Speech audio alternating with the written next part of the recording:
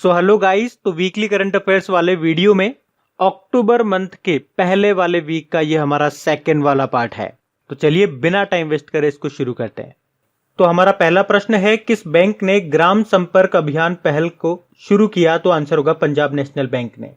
तो ये अभियान 2 अक्टूबर को शुरू हुआ जो कि 31 अक्टूबर तक चलेगा और इस अभियान में सुदूर गांवों में रहने वाले ग्रामीणों को बैंक की तमाम तरह की लोन या इन्वेस्टमेंट योजनाओं की जानकारी दी जाएगी।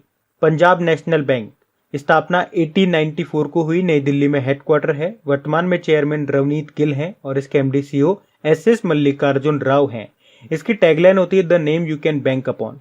और आपको मैंने बताया था जो 10 पब्लिक सेक्टर बैंक का विलय होकर के 4 बन गए बैंक, उसमें पंजाब नेशनल बैंक में किन किन बैंकों का विलय हुआ, मर्जर हुआ, तो याद रखना, एक तो ओरिएंटल बैंक ऑफ कॉमर्स का और एक यूनाइटेड बैंक ऑफ इंडिया का। वैसे आपको याद होगा पंजाब नेशनल बैंक ने डिजिटल बैंकिंग को बढ़ावा देने के लिए डिजिटल अपनाए अभियान भी शुरू किया था। यहां बात करेंगे इंडियन बैंक की, तो अभी इसने आईबीई नोट पहल शुरू की। आईडीएफसी फर्स्ट बैंक अपनी तरह का पहला कॉन्टैक्टलेस डिजिटल सुविधा सेफ पे को लॉन्च किया।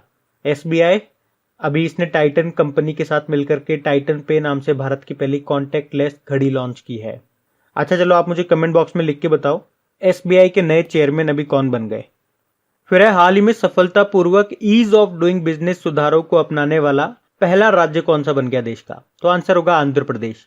तो घरेलू और वैश्विक निवेशकों को आकर्षित करने, कारोबारी माहौल में सुधार लाने और राज्यों के बीच प्रतिस्पर्धा यानी कि कंपटीशन पैदा करने के लिए ईज ऑफ डूइंग बिजनेस मामलों में राज्यों की रैंकिंग जारी की गई थी और इसमें आंध्र प्रदेश टॉप पे रहा, सेकंड पे उत्तर प्रदेश और थर्ड पे रहा तेलंगाना। तो आंध्र प्रदेश से मैं आपको बताऊंगा इसकी 3 कैपिटल। लेजिस्लेटिव कैपिटल अमरावती है, एडमिनिस्ट्रेटिव कैपिटल विशाखापट्टनम है और इसकी जुडिशियल कैपिटल है कुर्नूल।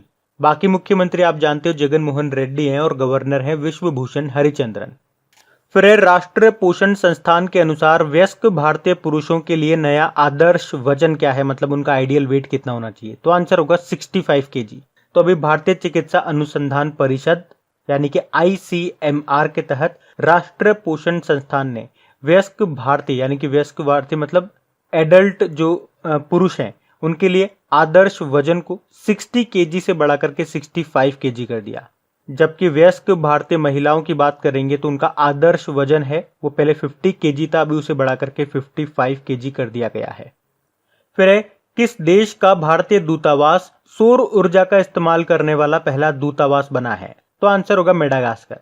तो दुनिया का दूसरा सबसे बड़ा द्वीपीय देश है ये मेडागास्कर और वहां के भारतीय दूतावास यानी कि इंडियन एम्बेसी ये सौर ऊर्जा को पूर्ण रूप से अपनाकर अपनी तरह का पहला दूतावास बन गया है। अच्छा, मेडागास्कर में भारतीय राजदूत कौन है? इंडियन एम्बेसडर अभय कुमार है। बाकी कैपिटल है मेडागास्कर की अंतानानेरियो और करेंसी है मलागासी एरियारी और प्रेसिडेंट है एंड्री राजोलिना।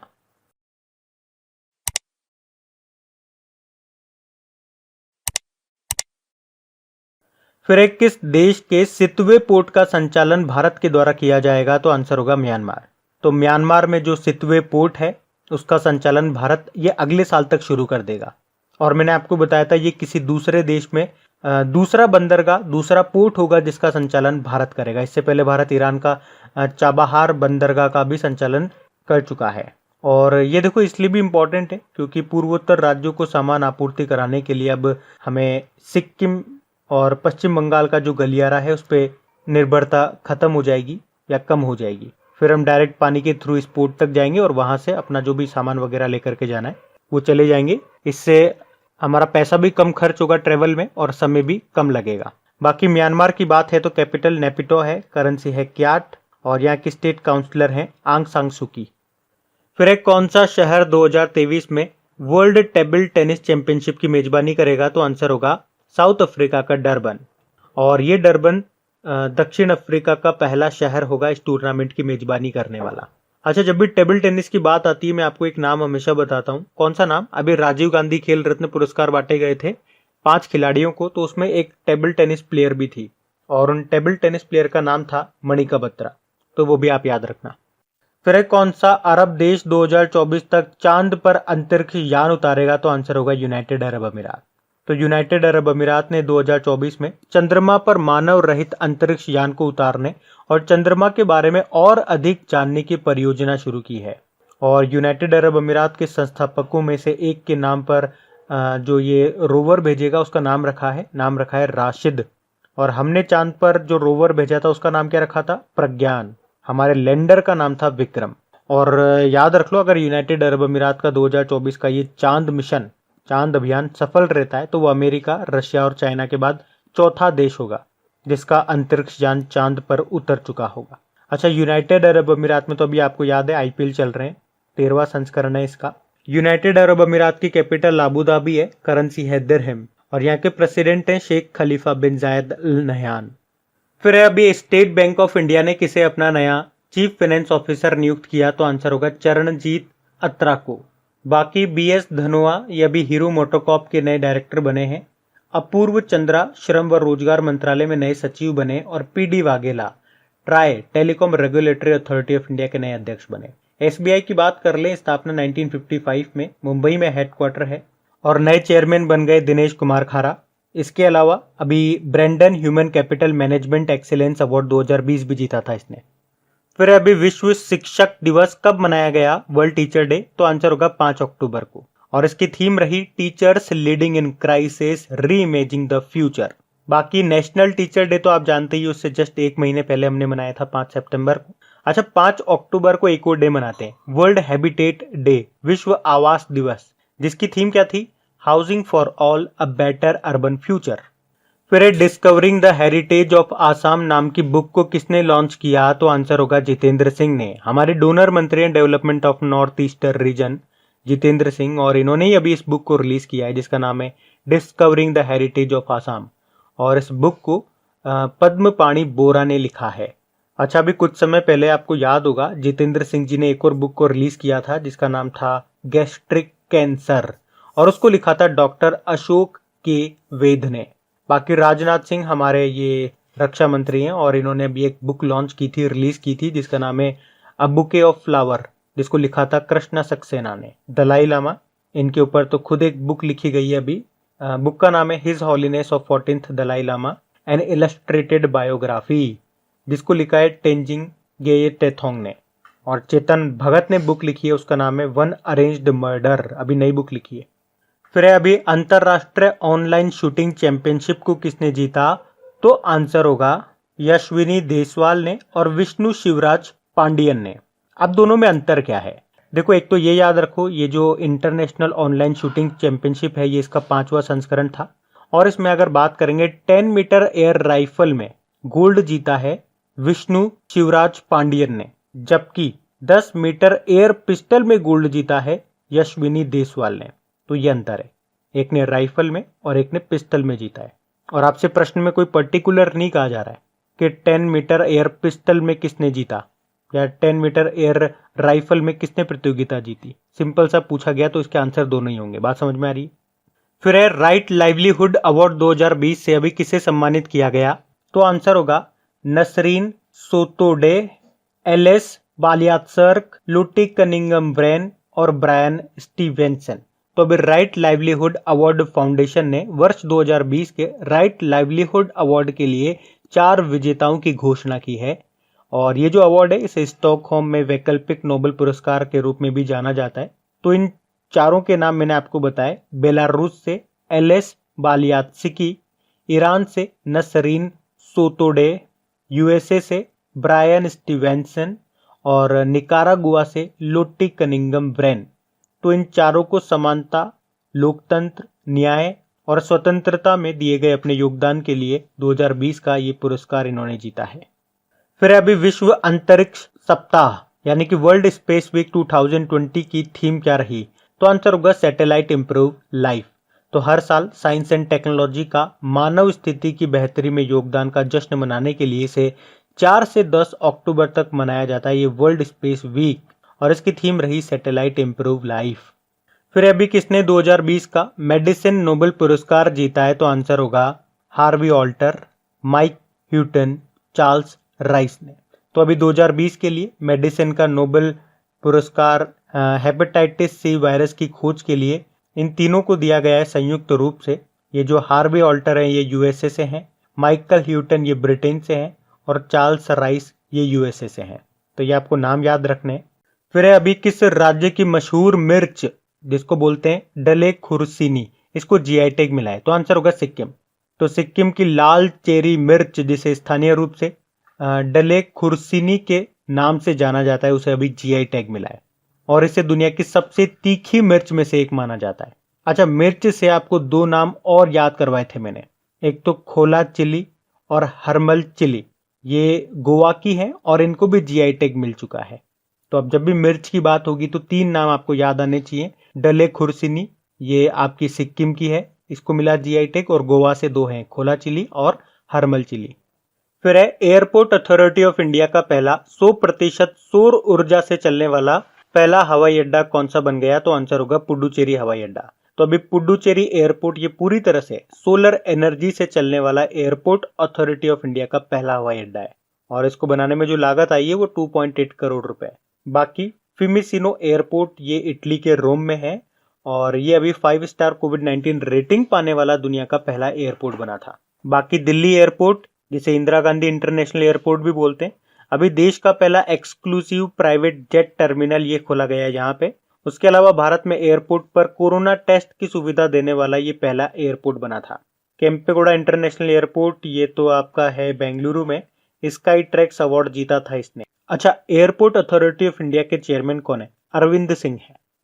फिर अभी युद्ध प्रदूषण के विरुद्ध अभियान किसने शुरू किया? तो आंसर होगा अरविंद केजरीवाल। तो दिल्ली के मुख्यमंत्री हैं ये अरविंद केजरीवाल और इन्होंने दिल्ली में प्रदूषण स्तर को कम करने के लिए प्रदूषण विरोधी अभियान जिसका नाम है युद्ध प्रदूषण के विरुद्ध, इसको शुरू करने की घोषणा की है।